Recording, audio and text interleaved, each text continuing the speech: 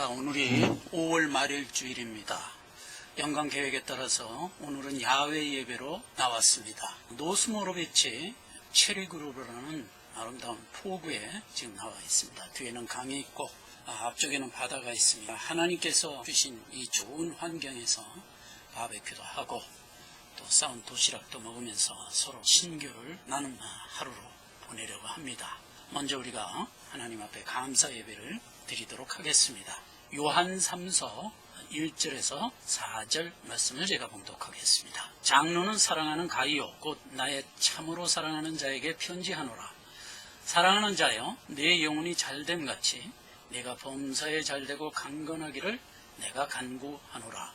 형제들이 와서 내게 있는 진리를 증거하되 내가 진리 안에 행한다 하니 내가 심히 기뻐하노라. 내가 내 자녀들이 진리 안에서 행한다 함을 듣는 것보다 더 즐거움이 없도다. 아멘. 오늘 이 말씀을 중심으로 해서요, 주 안에서 기뻐하라 라는 제목으로 은혜를 받고자 합니다. 지금 이 요한 3서는 사도 요한이 쓴 서신서인데요, 지금 이 요한 3서를 쓸 때는 사도 요한이 이미 90이 넘은 나이가 되었습니다. 다른 사도들은 순교를 당하거나 이미 수완을 다해서 지금 마지막 남은 사도가 이제 사도 요한만 남은 상태에서 그동안 사도들이 개척한 수많은 교회를 사도 요한이 홀로 순회 전도자들을 두고 지금 관리하고 있었던 시절이었습니다. 오늘 이 편지도 지금 순회 전도자로 보냈던 데메드리오라는 순회 전도자가 선교 보고를 이제 하는 거죠. 그래서 이제 데메드리오한테 선교 보고를 들어보니까 지역 교회에 두 현상이 보고가 됐어요. 순회 전도자들을 잘 영접한 가이오라는 성도와 그 근황에 대하여 보고가 들어왔고요. 또 9절에 보니까 디오드레베라는 이 교회 감독은 순회 전도자들을 영접하기를 거부했어요. 이제 사도 요한이 그 두 문제를 언급을 하죠. 요한 3서에 디오드레베 같이 영접하지 않은 부분에 대해서는 신랄하게 책망을 합니다. 원래 제자들을 파송하면서 주었던 말씀이 기본적으로 뭐냐면, 너희를 영접하는 자가 있고 너희를 배척하는 자가 있을 거라고 이미 예수 그리스도께서 교훈해 줬었거든요. 마태복음 10장 10절 이하에 보면 가서 주의 복음을 증거하라.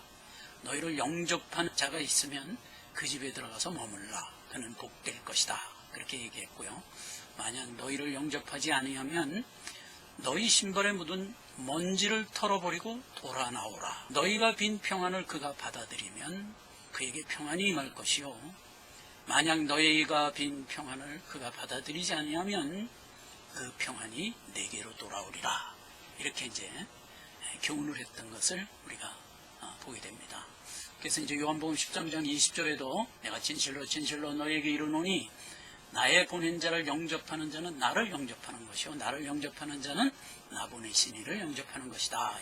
마태복음 10장 40절에도 너희를 영접하는 자는 나를 영접하는 것이요, 나를 영접하는 자는 나 보내신 이를 영접하는 것이다 라고 해서, 우리가 예수님을 영접한다는 것은 예수께서 보내신 사역자들을 영접하는 것이 곧 예수 그리스도를 영접하는 것이다 라고 해서, 복음과 관련되어 우리가 늘 기쁜 마음으로 그들을 영접하는 것이 곧 하나님께 칭찬을 받는 일이다 하는 것을 이제 교훈했던 것이죠. 그래서 이제 요한 3서 8절에도 이렇게 결론을 내립니다. 이러므로 우리가 이 같은 자를 영접하는 것이 마땅하니 이는 우리로 진리를 위하여 함께 수고하는 자가 되게 하려 함이라 라고 했어요. 예수 그리스도께서 진리의 근원이 되시고 나아가서 선포할 때 그 진리를 받아들이고 그 사람을 영접하는 자가 곧 진리를 영접하는 자다. 곧 예수 그리스도가 하나님을 영접하는 자다. 이런 얼개로 우리에게 복을 주셨던 거죠. 자, 그래서 우리 믿는 자들은 늘 믿음의 본속들을 반갑게 영접합니다. 초대교회 때만 해도 집을 떠나 여행한다는 것은 굉장히 힘든 고행이었습니다. 그러한 가운데 영접한다는 것은 참으로 가상한 일이었죠. 자, 오늘날에도 문명이 발달되고 여러 가지 교통수단들이 좋아지긴 했지만 주께서 보내신 복음을 전하는 자를 늘 영접하는 태도는 신자의 아름다운 모습이다 하는 것을 이제 우리가 이 본문에서 엿볼 수가 있습니다. 사도 요한이 지금 가이오가 그 데메디오를 아주 잘 영접했다는 전가를 듣고 몹시 기뻐했다 하는 내용이 오늘 본문에 기록되어 있어요. 형제들이 내게 와서 내게 있는 진리를 증거하되 내가 진리 안에서 행한다 하니 내가 심히 기뻐하노라. 내가 내 자녀들이 진리 안에서 행한다 함을 듣는 것보다 더 즐거움이 없도다 라고 해서요, 지금 사도 요한은 나이가 90이 돼서 지금 마지막 남은 사도로서 온 교회의 아버지격이 돼서 있습니다.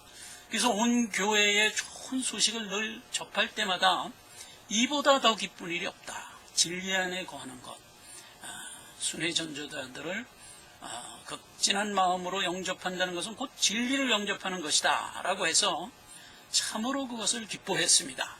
자, 사도 요한이 기뻐한 이 기쁨은 사실상 그 근원이 하나님이 주신 기쁨입니다. 동시에 하나님의 기쁨이기도 합니다. 자, 하나님께서는 예수 그리스도께서 구속사의 일을 시작할 때 하늘 아버지께서 하늘문을 여시고 음성으로 이렇게 들려줬던 것을 기억합니다.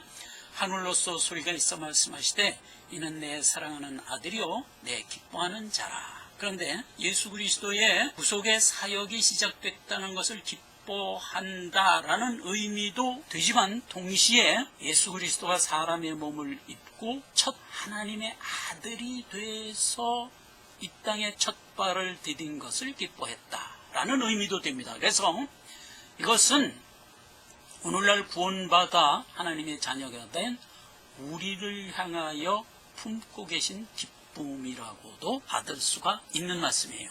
원래 하나님이 아담을 지었는데 그 아담이 득죄하여 범죄를 하게 됐습니다. 그런데 그 아담을 하나님이 어떻게 한다고요? 다시 회복시키죠. 죄를 씻게 하고 하나님의 자녀로 온전하게 구원합니다. 그렇게 해서 그 구원한 자를 성도라고 그러지 않습니까? 예수님이 이 땅에 성육신하여 오신 것은 바로 구원받아 죄사함을 받고 온전하게 하나님의 자녀가 된 성도들에 대한 모습에 대한 말하자면 표상이기도 했단 말이죠. 그렇죠? 그래서 이제 예수님은 그 본체 자체가 하나님이시지만 성도, 온전하게 된 아담의 모습을 우리에게 샘플로 보여주셨다는 의미에서 하나님 아들의 자격으로 지금 하나님이 기뻐하는 겁니다. 그러니까 성경은요, 득죄하여 죄인으로 떨어진 아담을 첫사람, 죄인으로 떨어진 아담을 첫째 사람이라고 그런다면 온전한 아들이 되어 있는 예수 그리스도의 성육신한 모습을 둘째 사람이라고 지칭해요. 그래서 이 둘째 사람인 예수님은 앞으로 구원받아 하나님의 자녀들이 될 거룩한 성도들에 대한 첫 열매의 모습이란 말이죠. 네. 그래서 우리는 다 구제하여 하나님의 진정한 아들이 된 예수님의 모습과 같은 자로 다 거듭나서 하나님의 자녀가 된 성도들이란 말이에요. 그러니까 이는 내 사랑하는 아들이여 내 기뻐하는 자라 라고 한 것은 몸을 입고 이 땅에 오신 둘째 아담을 기뻐했다는 뜻도 되는 거고, 그것은 곧 거듭 태어나 구원받은 우리를 기뻐했다는 말에 다름없는 말이다 이거예요. 그래서 이제 고린도서 15장 45절에 기록된 바 첫사람 아담은 산영이 되었다는 것 같이 마지막 아담은 살려주는 영이 되었다 한것 같이 앞으로 구원받아 성도로서 나타나게 될 수많은 믿음의 권속들을 향한 하나님의 기쁨을 내비친 것이다 이런 겁니다. 자, 그래서 하나님께서는 죄인이 구원을 받아 새롭게 태어나는 것을 근본적으로 기뻐하신다고 신구약에 기록되어 있어요. 에스겔서 18장 12절에 보면 나 주 여호와가 말하노라 내가 어찌 악인의 죽는 것을 조금인들 기뻐하랴 그가 돌이켜 그 길에서 떠나 사는 것을 어찌 기뻐하지 아니하겠느냐라고 해서 죄인 하나가 돌이켜 회개하는 것을 하나님은 언제나 기뻐한다 하는 겁니다. 신약에도 누가복음 15장 17절에 내가 너희에게 이르노니 이와 같이 죄인 하나가 회개하면 하늘에서는 회개할 것 없는 의인 99을 인하여 기뻐하는 것보다 더 기뻐하리라 라고 했어요. 그러니까 하나님이 근본적으로 구속사 가운데서 기뻐하는 기쁨의 원천이 뭐라고요? 죄인된 자기 아들들이 온전하게 되어서 하나님의 자녀로 새롭게 태어나는 것을 하나님은 늘 기뻐한다 하는 얘기입니다. 자, 데살로니가전서 2장 20절에는 사도 바울이 성도들, 구원받은 성도들을 향하여 이런 표현으로 말씀했어요. 너희는 우리의 영광이요 기쁨이니라. 그래서 사도 바울의 큰 영광이요 기쁨이라고 그랬어요. 이것은 하나님이 우리를 향하여 갖는 기쁨을 대언해 주는 말씀이기도 하다 이겁니다. 요한복음 15장 11절에는 나는 참 포도나무고 너희는 나에게 붙은 가지다. 그래서 지금 제자들을 향하여 너희는 지금 나에게 붙은 자로서 구원받은 자니라. 그 얘기를 이제 교훈해 주면서 11절에 이렇게 얘기합니다. 내가 이것을 너희에게 이르면 내 기쁨이 너희 안에 있어 너희 기쁨을 충만하게 하려 함이라. 이렇게 얘기해요. 그러니까 예수님이 지금 구원받아 자기의 지체가 되어 있는 성도들을 기뻐하는 것, 그 기쁨을 나만 갖는 것이 아니라 너희도 갖게 하려 함이라 라고 해서요, 예수님은 자기가 가지고 있는 이 하나님의 기쁨을 성도들도 동일하게 갖기를 구하셨어요. 그러니까 하나님은 죄인 하나가 거듭나서 새 생명으로 나오는 것을 기뻐했고, 예수님도 머리 되신 예수님과 거기에 붙은 성도들을 기뻐했고, 그 기쁨을 성도들도 동일하게 갖게 하려 함이라 라고 구했거든요. 그러니까 하나님의 기쁨이 곧 우리의 기쁨이 되기를 하나님은 또한 원하신다 하는 겁니다. 오늘 제목 주 안에서 기뻐하라 라고 했던 이 말씀은 하나님의 기쁨이 우리의 기쁨이 되는 것, 이게 기쁨의 근원이다 하는 것을 이제 우리가 알게 됩니다. 모든 사람들이 이 땅을 살아가면서 가지고 있는 희노애락 가운데 나타나는 기쁨이 있어요. 그러한 기쁨과 이제 구원받아 하나님의 자녀가 된 자들이 가지고 있는 기쁨이 어떻게 다른가 하는 것을 우리가 살펴보면 우리의 기쁨이 얼마나 참 기쁨이며 하나님의 우리에게 주신 기쁨인가 하는 것을 더 선명하게 이해할 수가 있을 겁니다. 하박국서 3장 18절에 보면 나는 여호와를 인하여 즐거워하며 나의 구원의 하나님을 인하여 기뻐한다 그랬어요. 그러니까 나를 구원하신 하나님 때문에 기뻐한다는 겁니다. 그러니까 성도가 가지고 있는 기쁨의 근원이 하나님이 가지고 있는 그 기쁨과 동질의 기쁨이 된 것을 이제 보게 되죠. 하나님이 우리 구원받은 걸 기뻐했다고 그랬잖아요. 우리는 나를 구원해 주신 하나님을 기뻐했단 말이에요. 그래서 이제 기쁨이 하나님의 기쁨과 나의 기쁨이 동일한 기쁨이 된 것을 우리가 여기서 확인할 수가 있습니다. 그런데 옛날에 우리의 기쁨은 어떤 기쁨이었죠? 하나님을 기뻐할 줄 몰랐어요. 그리고 하나님이 만든 피조물을 섬기면서 그걸 기뻐했어요. 그게 참 우매한 기쁨이었죠. 그래서 이제 사도행전 7장 41절에 우리가 전에 알지 못할 때 가졌던 기쁨을 이렇게 얘기합니다. 그때 저희가 송아지를 만들어 그 우상 앞에 제사하며 자기 손으로 만든 것을 기뻐하더니, 그래서 우리가 구원받기 전에는요, 큰 바위나 큰 고목나무나 무슨 하나님이 만든 이 피조물 중에서 좀 이렇게 요상하게 생긴 것들이 있으면 그 앞에 가서 절하고 섬기면서 기뻐했어요. 이런 우매한 기쁨을 가지고 있던 우리가 이제는 나를 구원하신 하나님을 기뻐하는 자로 바르게 거듭난 것을 이제 우리가 확인할 수가 있습니다. 우리가 이제 인생을 살아가다 보면 희노애락이 늘 있죠. 좋은 일에만 기뻐하는 게 아니다 말이에요. 예수를 믿고 나면 구준이라도 기뻐한다 하는 얘기란 말이죠. 사도들이 복음을 증거하면서 주변에 있는 사람들한테 여간 핍박을 받았습니다. 핍박을 받고 돌아오면서 사도들이 이렇게 고백을 하죠. 사도행전 5장 41절, 사도들은 그 이름을 위하여 능욕받는 일에 합당한 자로 여기심을 기뻐하면서 공회 앞을 떠나니라 그랬어요.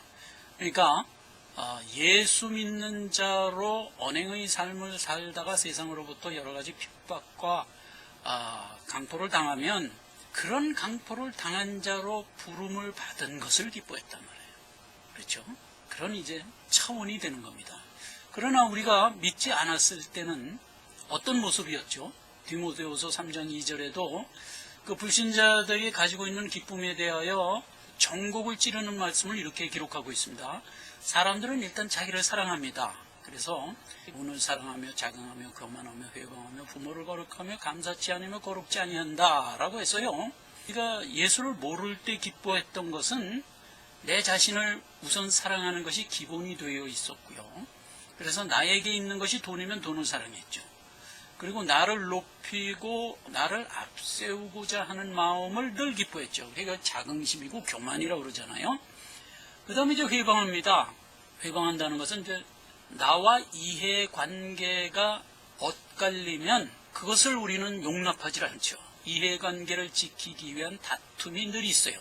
이것은 어디까지 번지죠? 심지어 그가 부모일지라도 이해관계가 엇갈리면 원수가 됩니다. 부모를 거역한다는 말이 왜 느닷없이 나오냐?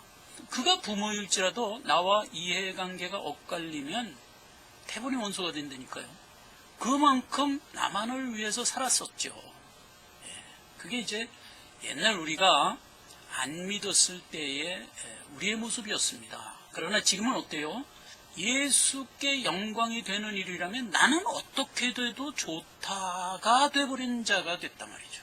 그래서 우리의 기쁨의 근본은 하나님의 기쁨을 위안에 있음으로 하여 이렇게 인격과 성품이 변한다 하는 것을 이제 우리가 여기서 알 수가 있습니다. 그 다음에 우리의 모든 일상사가 나를 내세우냐 남을 높이려고 하느냐 하는데 차이가 두드러지게 나타납니다. 빌립보서 2장 3절에 보면 아무 일에든지 다툼이나 허용으로 하지 말고 오직 겸손한 마음으로 각각 자기보다 남을 낮게 여기고 이렇게 얘기하거든요.